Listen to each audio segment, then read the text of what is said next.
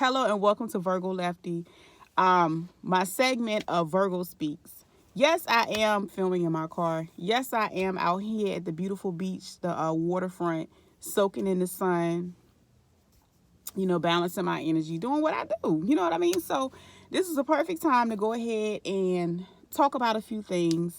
And like I said, normally I have a lot of like creative projects and things like that I've done on my platform probably since I think my first video I posted in 2014 or 2015 or something like that. And I wasn't quite consistent. So I think I'm going to start being a little bit more consistent with just knowledge-based videos. So let me know if you enjoy the videos. If you don't, let me know, because half the time I'm not going to care. Anyway, because there's somebody that do. Let's go. So I wanted to talk about the difference in online learning and it's a little dust or something, and traditional classroom learning. Now, I can honestly say I did struggle. I really, really struggled. If you've looked at any of my previous videos, I talk about being a Spartan. Shout out to Norfolk State University.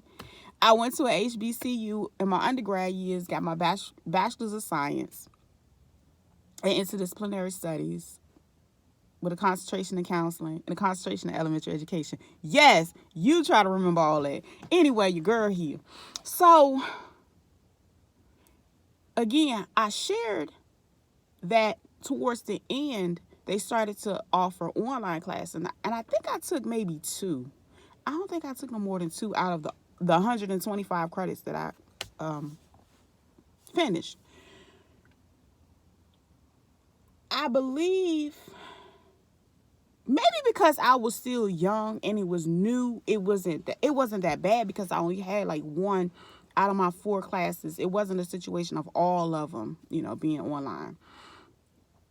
But in my master's degree, I did spend more time online. And I did not struggle as much because with the in person, you had more physical work. You had to go, you had to park, you had to get a parking pass every year. You had to find somewhere to park. You had to try, and you had to walk almost a mile to get sometimes to your classes, like, in between. Then you got to go over here and eat. Then you got to go over here. Then and then I was commuting. So again, a lot of people don't know where Norfolk is. Norfolk is a city neighboring to Virginia Beach. And Virginia, a lot of people know where Virginia Beach is. So I had to travel from Norfolk to where I live. And where I live, you had to cross a body of water. You had to always, go over the, this bridge, that bridge, whatever. I would have to sit in traffic to and fro. I had to take an alternate route because it was so bad, because we were close to a lot of military bases. So it was just, oh my God. I don't know why I signed up for that. I was even thinking about moving to Norfolk. That's how bad it got, like, with traffic. And depending on what city I lived in and how I was, commuting, it was just a nightmare. But anyway, I made it through.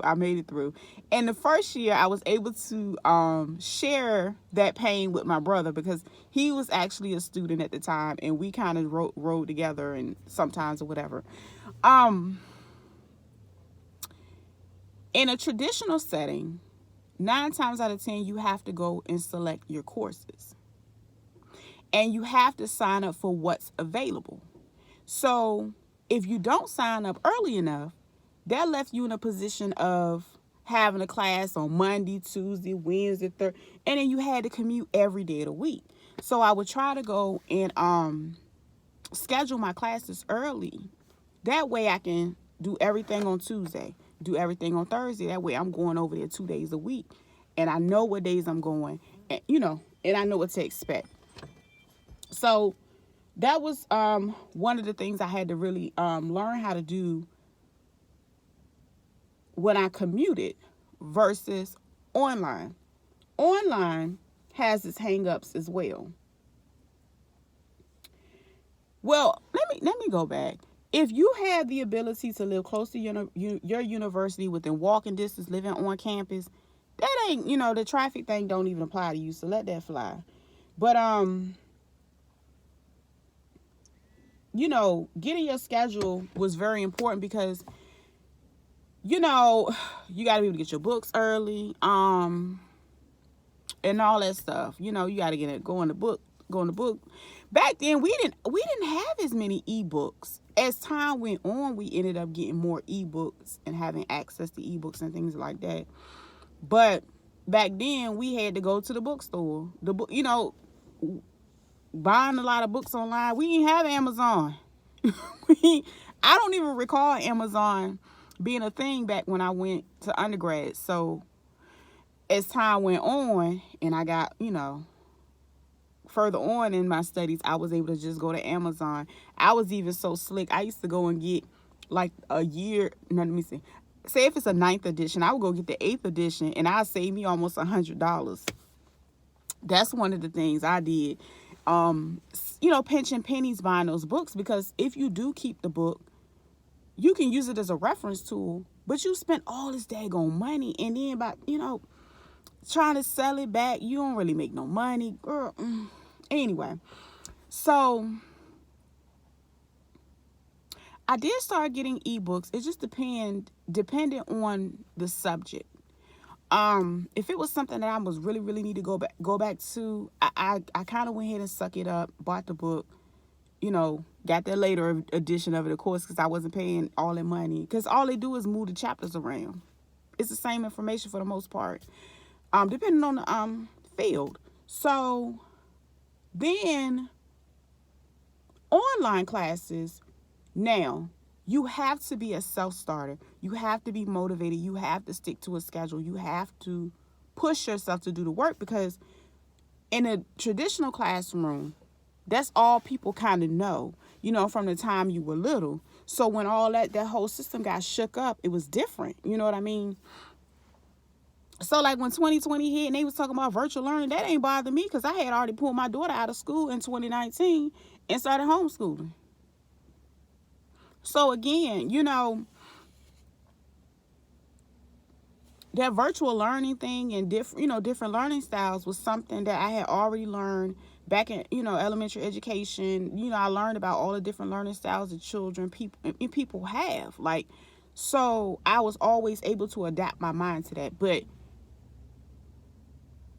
the online classes, it takes a lot. You have to be a self-starter, and it takes a lot of self-discipline, because some people will hand them zeros out in a heartbeat when that assignment is not logged in at 2 a.m. or whatever time frame, 12 a.m. If it ain't in there, the computer going to automatically generate a zero, and it's a pain trying to get with them folks, trying to convince them to accept your assignment late or get them an excuse that you ain't had before. So, you know what I'm saying? It is more convenient for the non-traditional student, meaning a person that has a family that works and aren't single, you know what I'm saying, that has freedom. But even with single people that have flexibility to decide to continue their education after they get off work, online learning has been a great tool. So I do think online learning is a great thing, because a lot of people shunned it and talked about it. Oh my gosh, I heard so many people talking trash about people getting their degrees online. But they don't understand how rigorous some of these courses can be.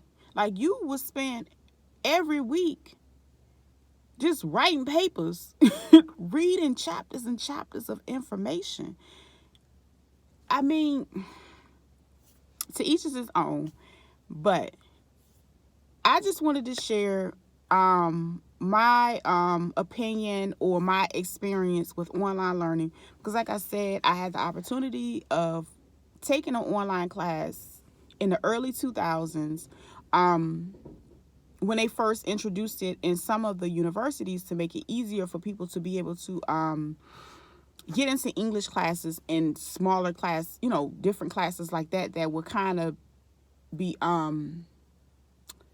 it's some it wasn't course, it wasn't electives that offered online back then. It was just like English and stuff that was very important, something that you needed in order to graduate. Well, you do need electives too, but those were the courses, as an example, that were available. It might have been a couple electives too, but anywho, yeah, I think that's all I got today. Yeah, so if you've enjoyed me rant and talk about this thing here, y'all go ahead and hit that like button, and y'all go ahead and stay tuned, hit that bell button, because I'm going to come back with some more.